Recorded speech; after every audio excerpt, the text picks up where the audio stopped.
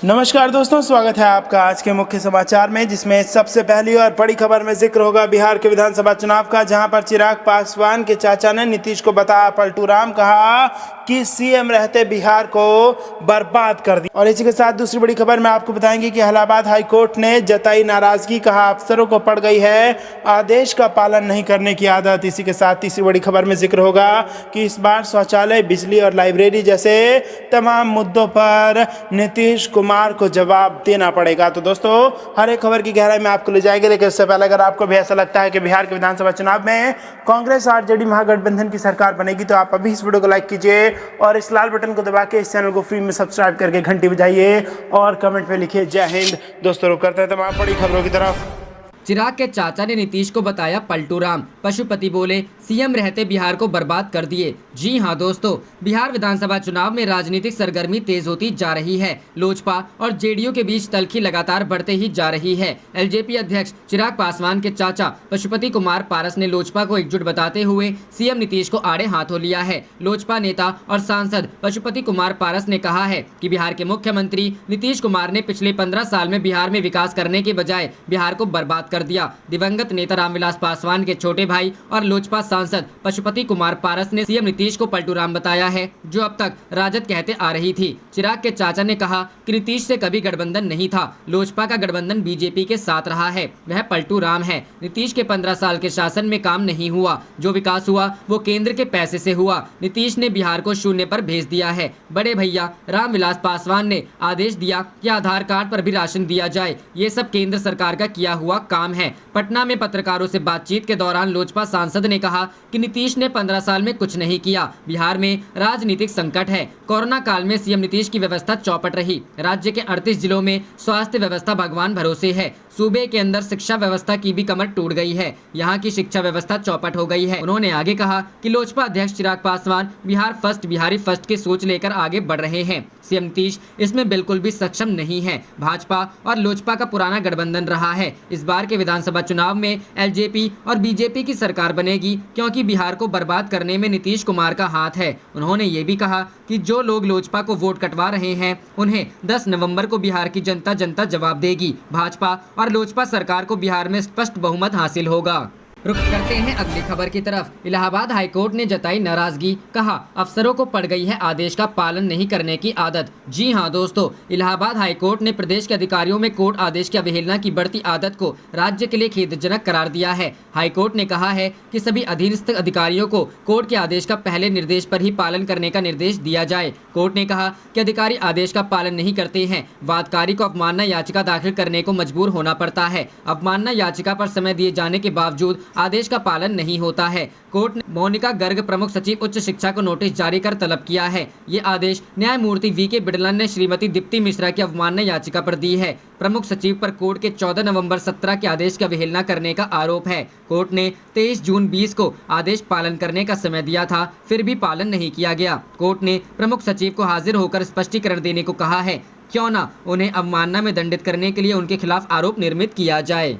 रुक करते हैं अगली खबर की तरफ। इस बार शौचालय, बिजली, लाइब्रेरी और गंदे शहर पर बात होगी। बोल बिहारी, जवाब तो देना पड़ेगा। जी हां दोस्तों, बिहार के विधानसभा चुनाव में एक युवा संगठन ने पहली बार ये प्रयास किया है कि लोग वोट देने से पहले नेताओं से सवाल पूछें। युवाओं के मसलों पर देश भर में सक्रिय आंदोलन कर चुके युवा हल्ला बोल ने बिहार चुनावों के लिए 11 सूत्रीय एजेंडे की घोषणा की है। हल्ला बोल के संयोजक अनुपम बताते हैं कि इस दफा बिहार चुनाव में शौचालय, बिजली, लाइब्रेरी और गंदे शहर पर बात होगी। बोल बिहारी मुहिम के जरिए लोग वोट मांगने वाले नेताओं और उम्मीदवारों से कई सवाल पूछेंगे। इन सवालों में शिक्षा, स्वास्थ्य, रोजगार, पर्यावरण, खेती और बाढ़ जैसे गंभीर मुद्दे शामिल किए गए हैं। अनुपम के मुताबिक अभी तक बिहार में जितने भी चुनाव हुए हैं, वे दलगत राजनीति, जाति, धर्म और झूठे वादों पर आधारित रहे हैं। राजनीतिक दल लोगों को बरगलाकर वोट ले लेते हैं। चुनाव के दौरान अहम मुद्दों से लोगों का ध्यान भटका दिया जाता है। इसी राजनीतिक चाल को नाकाम करने के लिए इस बार बोल बिहारी मुहिम शुरू की गई है। इसमें सरकार के कामकाज की समीक्षा, प्रत्याशियों से सवाल और नागरिकों से संवाद किया जाएगा। युवा हल्ला बोल की टीमें अलग अलग विधानसभा क्षेत्रों में जाएंगी। नेताओं और उम्मीदवारों से पूछा जाएगा कि बताओ, बिहार में आने वाली सालाना बाढ़ का हल आज तक क्यों नहीं निकल सका। 1954 से 2017 के बीच राज्य में तटबंध 160 किलोमीटर से बढ़कर 3,731 किलोमीटर हो गए, लेकिन बाढ़ प्रभावित क्षेत्र 25 लाख हेक्टेयर से 73 लाख हेक्टेयर हो गया। युवा हल्ला बोल पूछेगा, बोल बिहारी ऐसा क्यों हुआ है? बिहार में अवैध खनन के जरिए पर्यावरण को नुकसान पहुंचाया गया। बाढ़ राहत के नाम पर करोड़ों रुपए का भ्रष्टाचार हो गया। असरदार कूड़ा प्रबंधन और जल निकासी नीति बनाकर शहरों में बाढ़ जल जमाव का समाधान क्यों नहीं हो सका? डेंगू और मलेरिया जैसी बीमारियों पर रोकथाम क्यों नहीं लगा सकी? जल निकासी न होने के कारण थोड़ी बहुत बारिश से ही शहरों में बाढ़ जैसी स्थिति बनने लगती है। धूल, मिट्टी, धुआं, निर्माण कार्य, वाहन और फैक्ट्रियों के कारण वायु प्रदूषण पर प्रतिकूल प्रभाव, जिससे बिहार के कई शहरों में PM 2.5 और PM 10 जानलेवा स्तर तक पहुंच जाता है।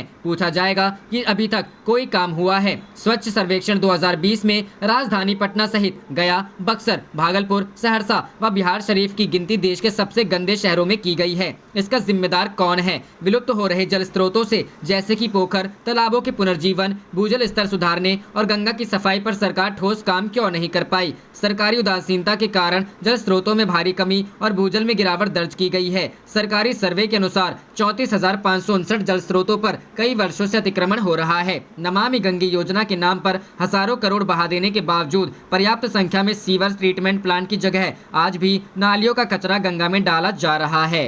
रुख करते हैं अगली खबर की तरफ। बेरोजगारी को लेकर नीतीश पर तेजस्वी का हमला, बोले सरकार निकम्मी है। जी हां दोस्तों, बिहार के पूर्व उप मुख्यमंत्री सह नेता प्रतिपक्ष तेजस्वी यादव एवं बिहार के पूर्व स्वास्थ्य मंत्री तेज प्रताप यादव ने बिहार में होने वाले विधानसभा चुनाव के प्रथम चरण में कुल 71 सीटों पर होने वाले चुनाव प्रचार के दौरान कहलगांव विधानसभा के सनखोर हाई स्कूल मैदान में कांग्रेस प्रत्याशी ई शुभानंद मुकेश के पक्ष में चुनावी सभा को आयोजित किया गया। सभा का संचालन भागलपुर जिला राजद अध्यक्ष चंद्रशेखर यादव ने किया। तेजस्वी यादव ने सभा को संबोधित करते हुए तेजस्वी यादव ने बिहार के मुख्यमंत्री नीतीश कुमार को कहा कि यह सरकार निकम्मी सरकार है। 15 साल से मुख्यमंत्री की कुर्सी पर बैठे पर बिहार से बेरोजगारी की समस्या दूर नहीं कर पाए और न ही बिहारी मजदूरों के लिए एक फैक्ट्री लगा पाया। बिहार में बेरोजगारी की संख्या 46.6% है। कोरोना काल में सभी बिहारी को बीच बसधार में छोड़ दिया। कितने गरीब मजदूर भूखे प्यासे मर गए। उन्होंने कहा कि बिहार की जनता नीतीश कुमार के कामकाजों से उब चुकी है, इसलिए अब बिहार की जनता ने मन बना लिया है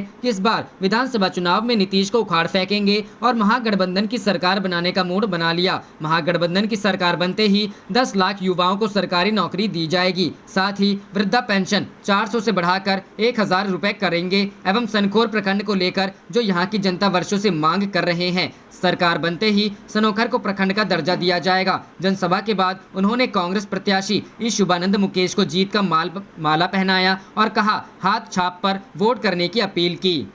रुख करते हैं अगली खबर की तरफ। पूर्व सांसद लवली आनंद ने सीएम नीतीश कुमार को बताया धोखेबाज, कहा कहते कुछ हैं और करते कुछ। जी हां दोस्तों, बिहार के सहरसा विधानसभा क्षेत्र से राजद प्रत्याशी पूर्व सांसद आनंद मोहन की पत्नी पूर्व सांसद लवली आनंद इन दिनों जनसंपर्क अभियान में लगी हुई हैं। इसी क्रम में वो शुक्रवार को सहरसा पहुंची, जहां महागठबंधन के कार्यकर्ताओं ने उनका स्वागत किया। इस दौरान लवली आनंद ने कहा कि सरकार की ओर से प्रताड़ित कोसी की बहू और बेटी आज अपने घर पहुंची है। नीतीश कुमार पर जमकर साधा निशाना। उन्होंने कहा कि राजद परिवार के रूप में मैं यहां आई हूं। राजद ने मुझे बहुत सम्मान दिया है। अब मैं लालू जी, तेजस्वी जी और राबड़ी देवी के विश्वास पर खरी उतरूंगी। वहीं इस दौरान मुख्यमंत्री नीतीश कुमार को आड़े हाथ लेते हुए उन्होंने कहा कि नीतीश कुमार धोखेबाज और गद्दार हैं, बोलते कुछ और करते कुछ हैं। लवली आनंद ने कहा कि निर्देश और पुरुषार्थ वाले नेता जो हैं वो जेल में कैद हैं, लेकिन इस बार लोगों ने सरकार को बदलने का मन बना लिया है। बिहार में विकास चुनावी मुद्दा है। हम बिहार को सजाने और संवारने के लिए काम करेंगे। बिहार में महागठबंधन की लहर है